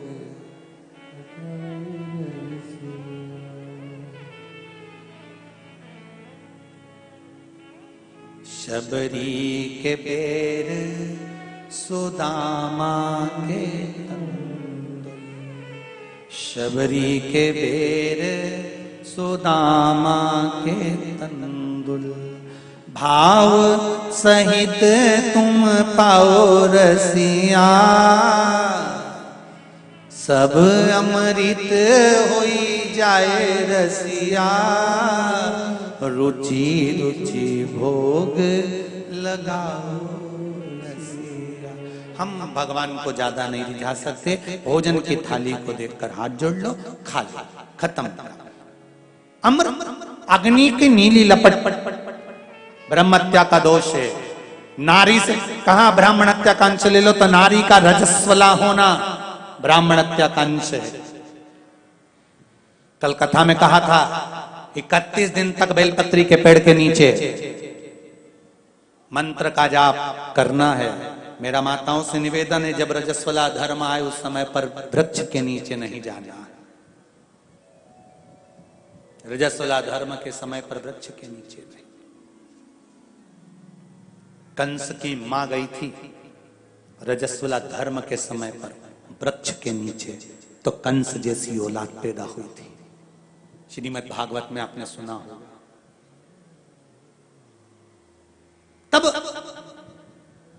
जब ब्रह्म हत्या चली गई, समाप्त हो गई, तब इंद्र देव तुरंत भगवान नारद जी के पास गए, उनसे निवेदन करा।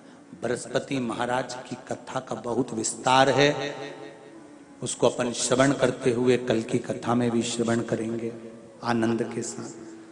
इंद्र भगवान देव ऋषि नारद के पास जाते हैं, आगे वर्णन आता है। लोग पूछते महाराज जी प्रवचन से होता क्या है, कथा से होता क्या है, व्यासपीठ पर बैठकर बोलने से होता क्या है, संतों की वाणी सुनाने से होता क्या है, शिव महापुराण सुनने से होता क्या है। मैं निवेदन करूंगा, जिंदगी में एक बार शिव महापुराण की कथा दिल लगाकर सुनना। अगर ठेला चला रहे होगे तो 4 व्हीलर गाड़ी भी मेरा परमात्मा ही देता है, ये विश्वास से कहूंगा। और एक बात जरूर कहूंगा, ना तो सियोर वाले महाराज को तंत्र आता है, ना मंत्र आता है, ना विद्या आती है, ना बेल है, ना भभूति है। मेरे पास तो केवल एक विश्वास है। विश्वास मेरे शंकर का है कि वो दुनिया में किसी को खाली नहीं छोड़ता। जब चोर को कुबेर बना सकता है, रावण को लंका दे सकता है, भस्मासुर को कंकण दे सकता है, तो क्या हमको नहीं दे सकता है। बस शिव की आराधना करना, इस मन चित्त और बुद्धि को भ्रम से हटाना और उसकी आराधना में लग जाना। जिस दिन तुमने शंकर के मंदिर जाना चालू कर दिया, उस दिन से तारीख लिख लेना कि इतनी तारीख से शंकर जी पे मैं जल चढ़ा रही हूँ, पशुपति व्रत कर रही हूँ, बेलपत्र चढ़ा रही हूँ, चावल का दाना चढ़ा रही हूँ, मूंग चढ़ा रही हूँ, एक फूल चढ़ा रही हूँ या बेलपत्र। जिस दिन से तुम शिव की आराधना चालू कर दो, उस तारीख से लेकर 3 महीने तक उस तारीख को मिलाने का प्रयास करना कि जिंदगी में संकट आया और कटा कि नहीं कटा, दुख आया मिटा कि नहीं मिटा, और लक्ष्मी की कमी थी तो पेट उसने भरा कि नहीं भरा, वो तारीख निकाल कर रखिए। और आज बाहेती परिवार को भी कह रहा हूं, जितना जितना आप शिव महापुराण में ये व्यवस्थाओं में लोगों को प्रसाद आदि में बिठाने में पानी पिलाने में या कथा के अंतर्गत जो भी खर्च करो उसको एक डायरी में लिख कर रखना। आज की तारीख से लेकर कुछ महीने की बाद की तारीख मिलाना कि मेरे शंभू ने वापिस 1000 गुना कर लौटाया कि नहीं लौटाया। वो कृपालु, वो दयालु, उसकी कृपा।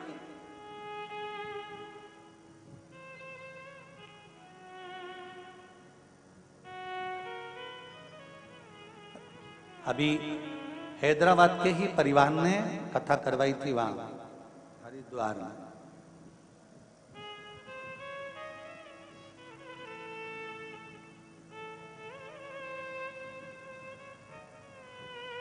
जब उनका फोन समीर जी आशीष जी के पास आया तो उन्होंने कहा हम हरिद्वार कथा करा कर आए हैं, पर बाबा ने ऐसी कृपा कर रखी है कि बाबा चाहेगा तो दूसरी कथा भी जल्दी ही करा देगा। ये शिव तत्व है, ये ओघड़ी तत्व है, ये शंकर। तेरे दरबार की बाबा निराली शान देखी है, तुझे देते नहीं देखा पर झोली भरी दे। वो क्या देता है, कैसे देता है, ये उसके ऊपर है। कितना देता है ये उसके ऊपर। कृपा कम नहीं। क्या होता है शिव पुराण सुनने से, क्या होता है श्रीमद् भागवत और रामायण सुनने से, क्या होता है घर में अभिषेक और पूजन करने से।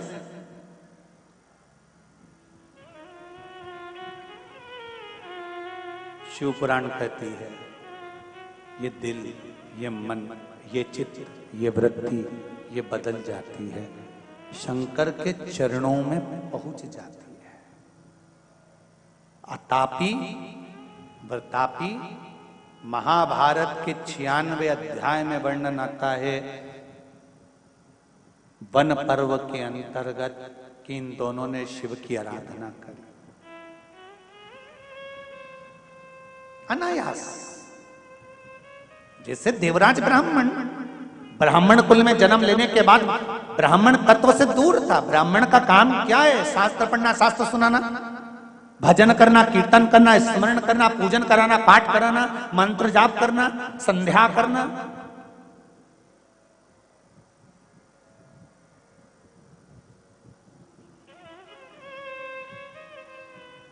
और ब्राह्मण का सबसे बड़ा कर्म है स्वयं पूजन करे, स्वयं पाठ करे, स्वयं आराधना करे। और उसकी आराधना में, उसकी वाणी में, उसकी तप साधना में वो बल होना चाहिए कि दूसरों को भी उस भजन में, उस सेवा में, उस अर्चना में, उस कीर्तन में लगा दे। तो समझ लो कि ब्राह्मण का जीवन सफल हुआ। ब्राह्मण का जीवन सफल।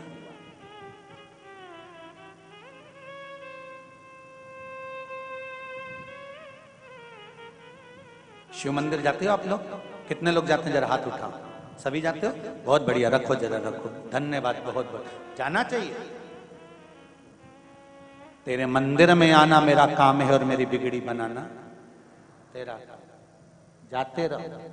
दुख होना तो भी जाना, तकलीफ हो तो भी जाना, शरीर में कष्ट हो तो भी जाना, और प्रसन्न होकर जाना।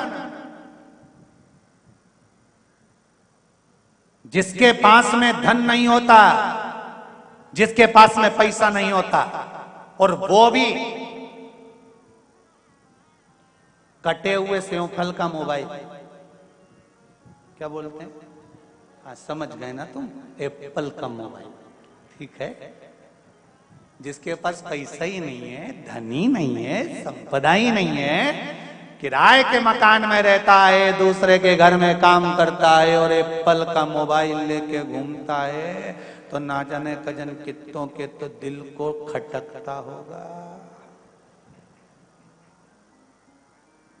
दूसरे के यहाँ काम करे, दूसरे की गुलामी करे और मालूम पड़े सुंदर 4 व्हीलर गाड़ी से नीचे उतरे तो दूसरे को तो खटकता होगा। ईमानदारी से तो बोलो रे, खटके कि नहीं खटके? उसी तरह शरीर में जब कष्ट हो, बीमारी हो, घर में संपदा नहीं, धन नहीं, दौलत नहीं, पैसा नहीं, दुख पर दुख है, और शंकर जी के मंदिर तुम रोज जा रहे हो, तो शंकर जी को भी खटकता है, इतना दुखी होने के बाद भी मेरा भजन कर रहा है। जा अब तू सुखी हो जा, ले जा मेरी तरफ से दे देता। खटकता तो दुख तो होता हो, तकलीफ तो होती हो।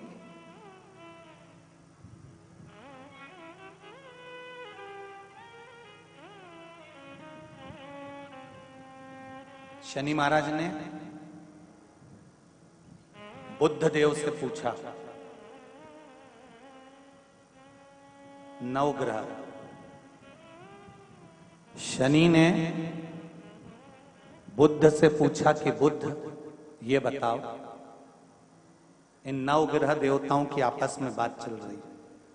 शनि ने बुद्ध से पूछा, बुद्ध शंकर जी के मंदिर में शंकर जी का शिवलिंग है, तो मां पार्वती की क्या जरूरत है? जहां शिव जी बैठे हैं, शंकर भगवान जहां पर विराजमान है, तो वहां पार्वती जी की जरूरत क्या है?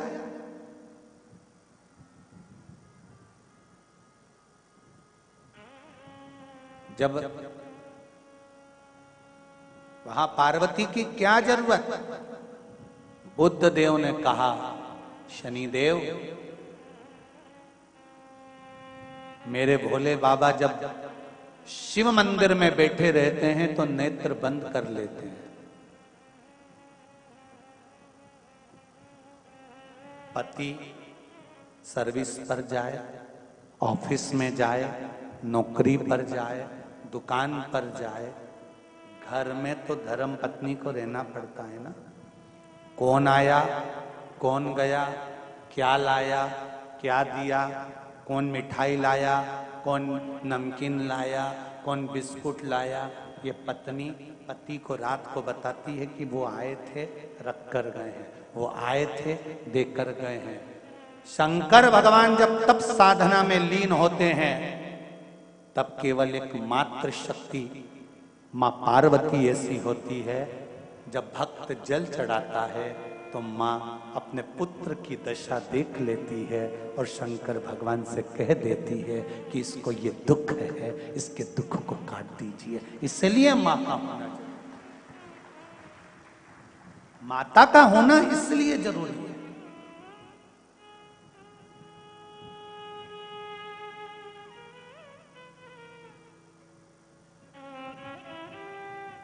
मैंने तेरे ही भरोसे, ओ बाबा तेरे ही भरोसे, हवा बिच उड़ती जावांगी, बाबा डोर हर तो छड़ी राहें कट्टी जावांगी। ओ बाबा मैं तेरी पतन शंभो